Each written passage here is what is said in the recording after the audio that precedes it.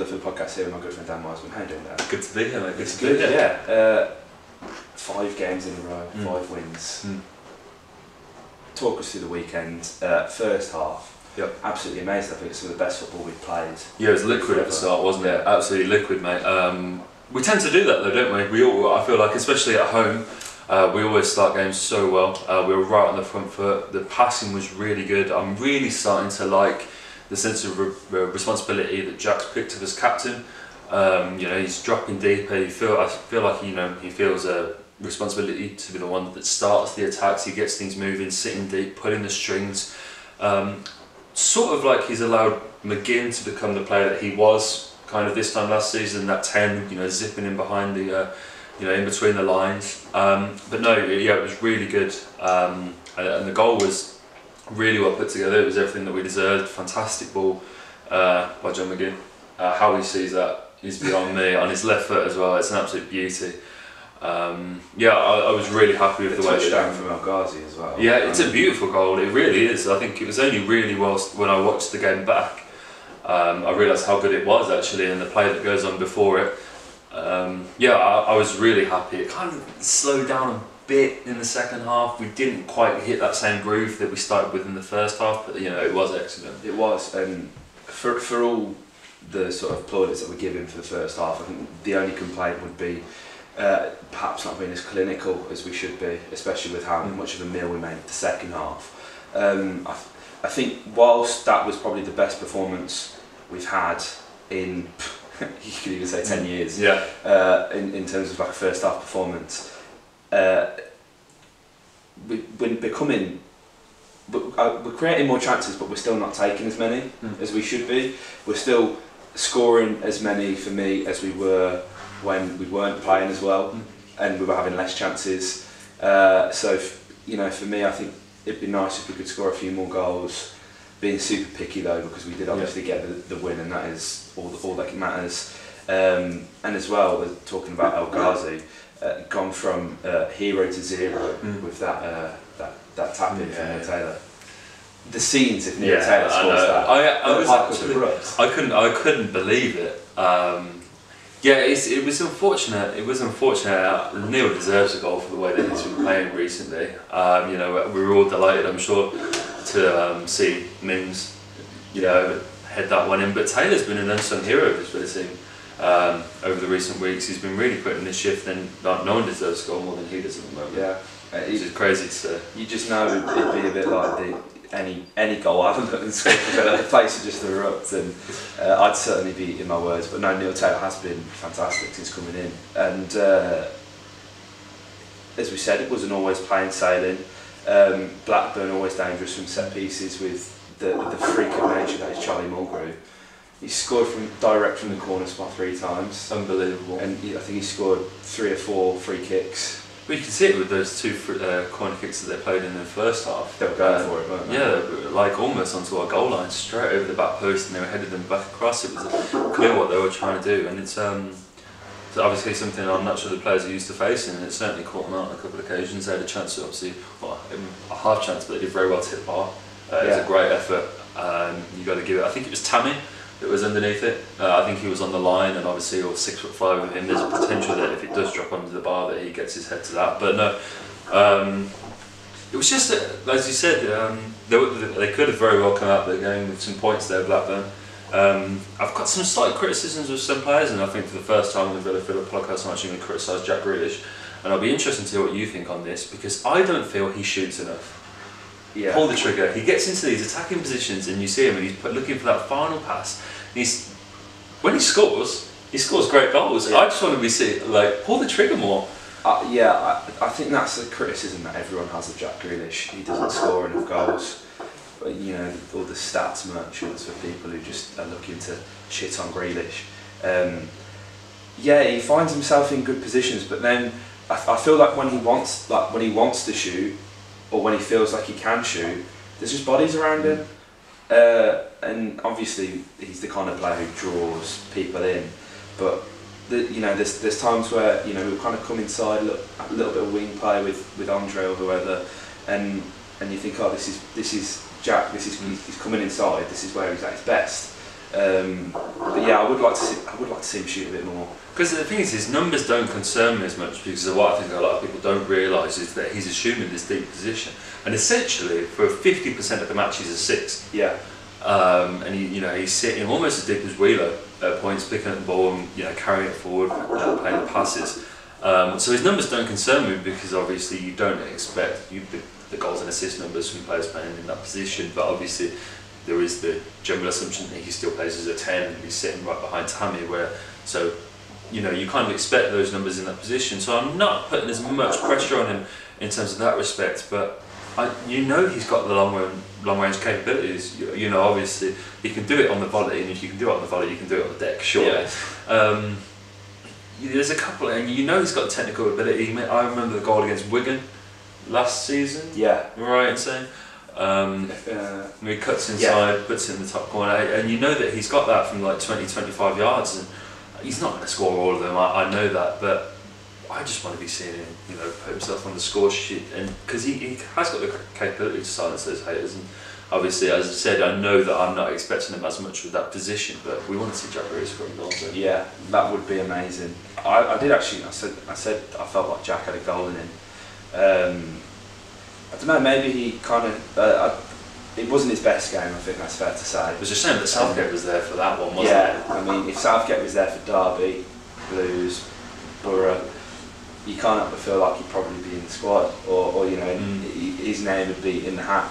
But I don't know whether that's a pressure thing, because I mean, everyone was saying that, as we mentioned in the video yesterday, Southgate was obviously Villa fans were saying, oh, he's there for Grealish, but he could have been there for Tammy. There's a whole host of players saying possibly Mings. That's probably a bit premature, but Tyrone Mings, if he was playing at Bournemouth, he'd probably be in the England team. I think if you're the England manager and you're going into that game, you're going to keep an eye on every English player out there, regardless of whether you're thinking of calling up to the first team or whether it's the unders. He's going to have an eye on everybody, and it's a shame for Jack, because as I said, this new position means that he's not going to be at the business end as much, and he's not going to be getting the goals and assists and stuff, and obviously it's a less glamorous position in that sense, when you're trying to impress the England manager. But Gareth, I feel, knows what Jack's about. I think he's clearly a very mature manager, despite the fact that he hasn't been in the game for too long, international level. And I feel like he understands that Jack has played better than that. We all know what Jack's capable of. And it was a shame that he came to that game, but I don't know whether that's just a product of the new position that Jack's taken up, that we're going to see him perhaps be a bit quieter in these matches because he's not in such advanced areas of the pitch. Yeah, potentially. He's always been one where I've said you've got to watch him play to see what he's about. You can look at all sorts of players and go, oh well, he scored 10, put him in. It's the work off the ball and what Jack does to set up the attack for me, which is important. Which in a deep, I mean, there's not that many sort of deep lying playmakers in the game anymore, is there? Well, certainly not English ones. No, and maybe you think of Xavi. I mean, he's no Xavi. No. He's the first person I kind of think of as someone who would be a deep lying playmaker. To draw some form of comparison. But yeah, I mean, every player has a bad game, and I think Gareth will probably be monitoring again whether he's there in person or he's sent whoever to watch him. I do feel like Jack is. I mean, after he made his bed with his comments on Jack, didn't he? Yeah, so he's kind of got a lie in it. Yeah, I think everyone was. I saw a lot of Villa fans being slightly aggravated by what Gareth said. And it was interesting, and you can put fours in it. You can look at Mount, Gunn, Odoi, not having played as nowhere near as many Premier League games as Jack has. And I understand why Gareth's not calling him, because he's not a light figure, Jack Grealish. No. If Jack Grealish was called up to an England squad, the reaction wouldn't be positive from the wider footballing community. And perhaps that's not what Jack needs right now. It's an interesting one. I know certainly divided opinion, but I was just happy, the fact that we've got the England manager coming to the game, that we've got Jack is at a level now where he's attracting such attention. Where, despite the fact he's playing in the Championship, even the England manager is starting to go, well, let's get down there, let's watch him because there's potential there. And it's good, and if it's not right now, it's coming. You know, if it's not this season, it's going to be next season if he gets that move, or whether we end up in the Premier League. It's going to be interesting, but there's a whole host of legends at Villa Park, and that was great to see regardless. What a little quadruple. I mean, George Boateng was there. Yeah, I saw that picture. Yeah, it was fantastic to the boys, wasn't it? With the goal that we conceded, I've seen split a lot of people's opinion. I think those who were either there or weren't, because for me, Jed Steer did absolutely nothing wrong. Yeah, I think it's a tough one for Jed, and you know, unfortunately, it's meant that little bit of doubt has started creeping in from some of the fans. You know, because he's played very well recently, and we said this on former podcasts actually, that he hasn't been tested yet. You know, there hasn't been that game where he's had to pull off 3-4 saves against a top team to keep us in the game, and he hasn't had that. And I feel like it was a disappointing moment from him. I'd like to see an angle from behind the goal, just so I can get a better sense of it. But no, I don't think you can criticise Jed. I think regardless of whether it was a mistake or whether it wasn't, his reassurance in the last few games and how confident he's been and how he's been very much an unsung hero in this team means that if there's one thing we've learned this season, Dan, is that you can't. Goalkeepers make mistakes. Yeah, you know, we've seen that better than anyone this season.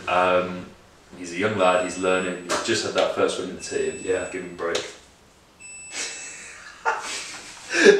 Oh, it's just like he's trying to ruin our podcast. There we go. I think it's done. There we go. We'll leave that there can wait.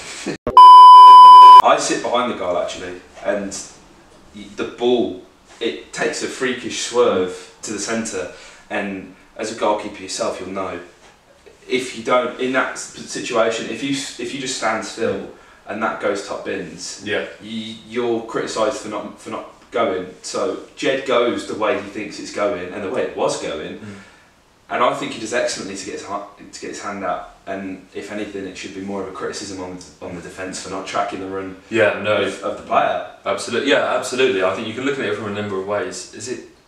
I want to say House. Is it? Who's it? Is it Tyrone? I think it was Courtney actually. Yeah, I think it was Courtney that almost got there, and he's so close to it. When you watch the replays, you realise how close he is to getting a toe on that ball and putting it out. But no, it happens. These things happen to the best of goalkeepers. You know, you watch it right to the top level, and because of the way the balls move nowadays, it catches goalkeepers out everywhere. You know, we've seen it happen to the best. Goalkeepers make mistakes for the fans. We all know this. And so yeah, I got to let him off. You know, I saw a few people, you know, bringing up the is it time for Lovren to come back into the fold and stuff like that. Not after his international break, mate. I think you got to give Jed the run in. Yeah, you really do. He's earned it. Yeah, he's the only goalkeeper that we've had, I feel, this season that's provided us any consistent feeling of solidarity. There it is, in front of that back four. I'm in favour of him. I think he should stay there. I feel like his confidence is only going to grow if he makes a mistake like that, and the Villa fans stick behind him, and Dean sticks behind him, and he maintains his spot in the first team. If anything, it's going to make him feel a bit better. Definitely. I think it's like the fact that we're even linked with another goalkeeper, that French lad. It blows my mind, and for all the people saying he's not been tested, fair enough, and you could say that was the first test, I guess, because to be fair, he hasn't had to do that much. I think it's the first difficult save he's had to make. But surely it's a testament to how good the defence has been. And like, if I'm honest, I'd rather have a rock solid defence and concede the odd one from inexperience, if anything, because let's be real, Jed's not played a lot of football, than have a defence very similar to what we've had in previous years, where the keeper's having to save 10 or 15 shots a game. Yeah, no, absolutely. You know, you'd take the one for, you know, and you'd hope we'll obviously outscore the opponent. But no, for a lot of people on Twitter, for me, absolutely wrongfully criticising Jed. And as I say, they're the kind of people who maybe weren't there, didn't see the right angle. Cause as I say, I was behind the goal, I could see it perfectly. And that's a freak of nature. I mean, that Charlie Mulgrew. If I'm honest, I'd probably take him at Villa. Yeah, I think this is the thing, and I think the other way you can look at the whole Jed thing is that at Villa we can't keep looking at whether are a household name, but you know, we can't take the name on the back of the shirt, because in December, who was Courtney House? Yeah. You know, these, you know, in what kind of June, who was John McGinn? You know, these players that are coming to Villa that aren't household names, that you don't know, and our opposition fans aren't going to be aware of when they come to watch Villa. You know, who Courtney House is and stuff like that. These are the players that have, and you know, I've spoken about this before, you've got a point to prove, they want to play for the Villa, their careers are on the line. You know, this is, for some of them, make or break point. It is for Jed. Yeah. You know, this is now his defining point as to whether he keeps his claret and blue shirt, and you know, whether he maintains that and keeps going forward.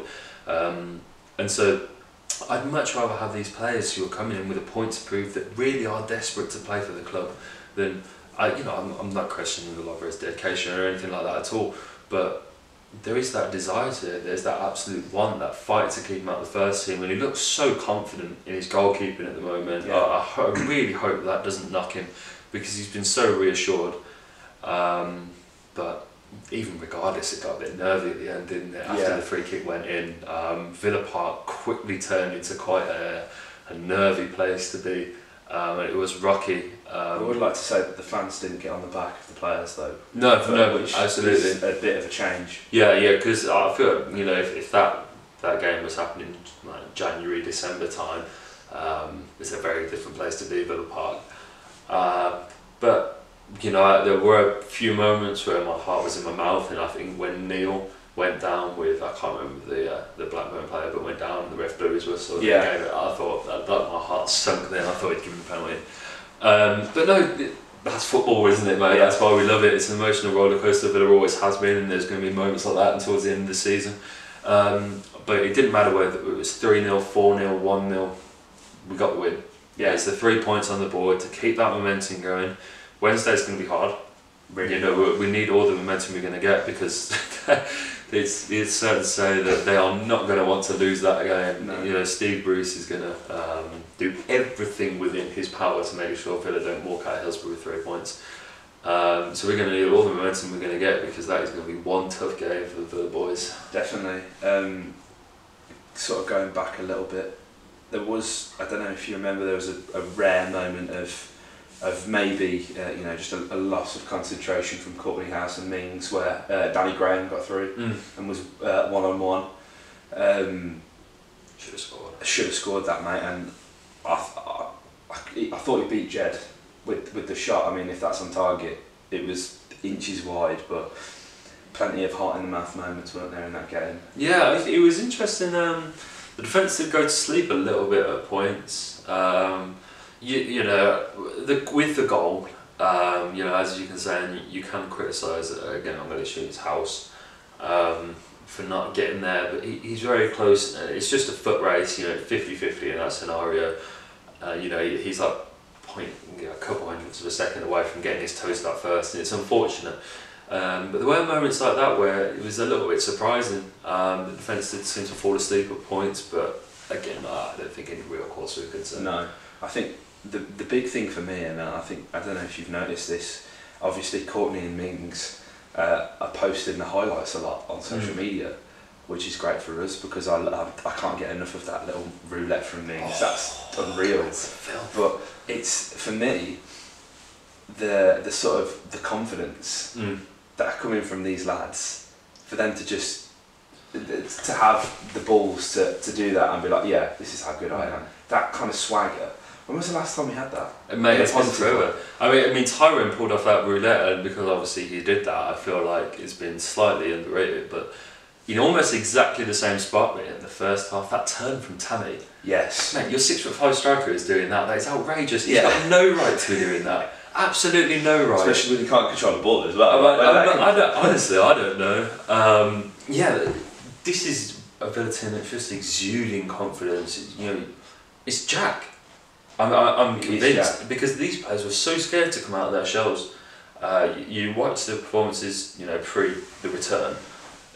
Sounds quite dramatic. But it is. And the players, you know, they don't want to come out of their shells. Everyone's so scared to make that mistake, to take the chance and try and pull off something like that. But the team is just so confident at the moment. You know, what is good is that I feel like we're not focusing on the fact it was a 2-1. You know, I haven't seen any of the players saying, "Oh, we scraped by today. It's good to get the win." They're just buzzing that it's another win, 5 on the bounce, and we can put together this run because it's going to be tight. You know, teams have got those game in hand which could really hurt us. The Bristol City fixture is the big one, isn't it? That is huge up at the park. Andreas Simon hat-trick the other day. Yeah, I know, I saw that. Against Sheffield, was it Sheffield United? Yeah, there was a Villa game, I think Hogan bagged in that one as well, didn't he? So yeah, Villa leaving their mark all over the Championship, mate. As always, mate. But no, coming on to Sheffield Wednesday, a very nervy one, mate. And a lot of people on Twitter saying, "Oh, let's not make this about Bruce, put it in the past." I get that, but I'm still shitting myself. Mate, it's not the Steve Bruce game, don't get me wrong. You know, for obviously yourself and the fans that are going there, you know, you're going to watch Aston Villa, you're not going to watch Steve Bruce, but we want to do it, don't we? Yeah, you just do. It's 10 unbeaten. I've got a mate who's a Stoke fan, and yeah, 4-0 nils in a row for them. That's rough. That is rough. But obviously they've just had Wednesday. Of course, a 0-0. It's obviously the staple result under Steve Bruce. He says they're nothing outlandish, they're not outrageous, they're just tough to beat. That's what you expect, isn't it, from Steve Bruce's side? You know, you're not. I'm not expecting to go and be played off the park at Hillsborough. I'm just expecting them to be stalwart, very solid. You know, all the traits of the Steve Bruce side that we saw for ages, but amplified because his ego comes into this one, and we all know he's got one. Yeah. You know, he's going to do everything within his power not to lose to Dean Smith and Villa. It would be a complete and utter humiliation for him to lose this game, I think. And a lot of people saying, "Oh, that doesn't come into it." It does. He got fired. This man has taken his job. He wants to. It doesn't make a difference. If he wins the game, it's not like Edens and Suarez going to go, "Oh God, we've got to rehire him." Oh no! Like for him, he's got one over on and on Edens and Suarez. What you're looking at, I think, in this game is, you know, whereas Steve Bruce is trying to get that one over on the Villa, you have to look at the Villa players who weren't given the chance under Bruce to show them how good he is. The two wingers primarily, I look at El Ghazi and Green, both of which were shunned, and obviously Green sent out on loan. El Ghazi was, you know, left in the cold fringe at best, wasn't he? He would, you know, spent a while out. For those two players, those are the players that you want to look at that have got just as much to prove in that game as Steve Bruce does. You know, they've really got to prove to Steve that, you know, this is what I'm capable of, this is why you should have played me, and what better way to show him than against his own team. So I really look at those two lads, and I think it's a really big game for a number of players. You know, you look at, as I said, the Villa players in the squad that weren't given that chance under Bruce, that weren't given the chance to play their best football under Bruce, you know, because obviously there's a whole host of players that we've seen come into a completely new light now Bruce has left, that weren't being able to express their full potential. So yeah, it's a big game for Bruce, but you've got to look at it from the Villa perspective as well. And those lads down the pitch, you know, Dean Smith is going to want to win that game just as much because he's everything that Steve Bruce isn't. You know, he's, you know, a real contrast. You know, he's going to want to show that he's taken Villa on for the better and that they're way beyond Steve Bruce tactically. So yeah, big game all round. That being said, you know, for me, if I was a younger manager, obviously aspiring to be in the Premier League or whatever, and Smith has said plenty of times that he aims to emulate the style of Liverpool and City. And if you were to ask Steve Bruce what he's doing, he's just getting by. So for me, if I was a young manager, I would take immense pride in beating the old guard. So, you know, Dean Smith's going to want to win this game, but not, you know, not just to humiliate Steve Bruce. It's going to be a tough game. You know, the likes of like Stephen Fletcher, Barry Bannon, obviously everyone knows. He can be a threat. Kind of hot and cold though. It's gonna be really tough. That, you know, for me, I don't understand how Wednesday were in the position that they were over the past 2 seasons. And then you look at, you know, players like Adam Reach. Surely there's an Adam Reach screamer written in this game. Then we'll see what Jed Steer's made of. But I've seen what Forestieri has got. He's suspended. He's a threat. He's always a threat. Saying all this though, I can't help but see El Mohammadi giving away a penalty and we lose 1-0. Yeah, I think if we are going to lose a game, in this run. And you know, it's going to be hard to win all these games until the end of the season. Points are going to be dropped. You know, I'm not for a minute. You know, if we went there and got a draw, it's going to be tough. But we've just got to make sure that we're keeping the points coming in. It's really hard to call this one. This could go either way. I feel like we've got the quality. I don't want to doubt the players too much. No. You know, I don't want to get too caught up in the occasion and think, oh, Bruce is this, Bruce is that, because I've got to remember how unconfident I was when I went to Villa Park under Bruce. Yeah. Because I didn't believe in his performances, and just because we're playing against him now, I shouldn't start believing in him as a manager and think that he. Of course, yeah. You know, I've still got to maintain faith in our manager. I didn't like Bruce when he was at Villa at points. You know, I've got faith in Dean Smith. I think, as I said, it's a big game for everyone involved, but take everything out of it, in my opinion. It's Sheffield Wednesday, a big club at Hillsborough. It's a big championship game. Big 3 points are on the line for both teams, more so us, and we just need to make sure we come out of there with the result. 100%, mate. That being said, can I get a prediction off you? Oh, jeez. Yeah, I've asked one for a while. I think the international break came at the wrong time. For a lot of the players, I feel like the momentum kind of lost. It wasn't as good as against Blackburn as it had been in recent weeks. It was a bit more of a struggle. I don't feel like it's going to get any easier.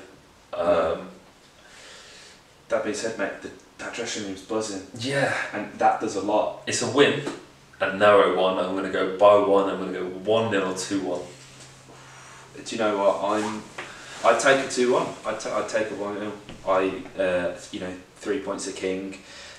For me, I think, you know, taking Bruce out of it, Villa have got to win every single game until the end of the season, just to make sure we're in that top 6.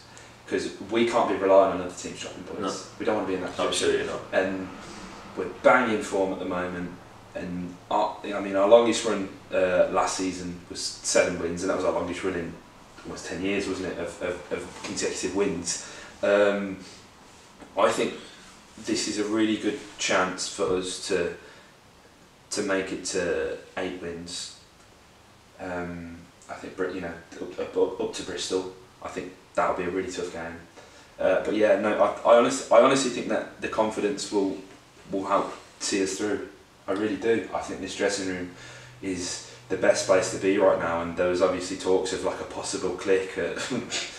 That's quickly long gone. That's quickly gone, and I'll admit I potentially thought there may have been. I bought into that. I got to be honest. Yeah, I did. I think a lot of Villa fans did. It's the little things. It's the little bromance with like House and Mings. You know, winding each other up, and Mings, you know, taking the mick out of Abraham on the photo shoot or whatever. It's that kind of stuff. That's what you want to see, isn't it? Yeah, it is. And you know, even if things perhaps aren't going our way, you know, that's the kind of stuff we may have needed to see just at the time. But now, I going back to my predictions, I'm way off track there. I'd probably 2-1. Jack Grealish score. And a knee slide in front of Bruce, just like he did against Cardiff. Yeah, but this time in very different circumstances. Yeah, in front of Bruce, we'll give him that. Arms out. Do you know what? I'd have loved for Grealish to have scored against Blackburn and then slid up to the Trinity and just gone like, give one of these. That's what I'd do. I mean, that'd probably warrant him not getting a call at all. But I think he would score and take off the top to reveal an England kit with Grealish head on the back. I'm ready. Yeah, I think so much of Steve Bruce's preparation for this game is going to be on his experiences with the Villa players, obviously. He's at a major advantage. That's saying that. I don't think he knew how to set us up to attack, though, did he? This is the thing, and this was going to be it's an interesting spin, is that he's going to base, you know, his preparation on what he knows from these players, how, you know, what he learned from them during his time. But a lot of these players are so different now in their playing styles to they were under Bruce, and so maybe that can be used to our advantage, because, you know, I imagine that he's going to be telling them all about what he thought of Anwar El Ghazi and Andre Green and how the threats that they provide, but they're completely different players now. So I'm certainly still more confident. They're capable of so much more than they were under him. So maybe that plays into our hands. Hopefully, mate. Hopefully. You know, we're coming into the end of the season now. It's been quite a ride. I'm saying to you before, I can't believe it's even ended in a matter of weeks. It feels like it's only just begun. and maybe it has. We've got to keep winning. A win on Saturday would be absolutely huge against Wednesday. Dan, it's been a pleasure to have you on the podcast. Absolutely, thank you very much for having me. Any final words? No, up the Villa, as always. Yeah, like the video if you enjoyed. Comment your thoughts below. Let us know if we're talking rubbish as usual, and subscribe because we're close to 900 subscribers. So yeah, up the Villa.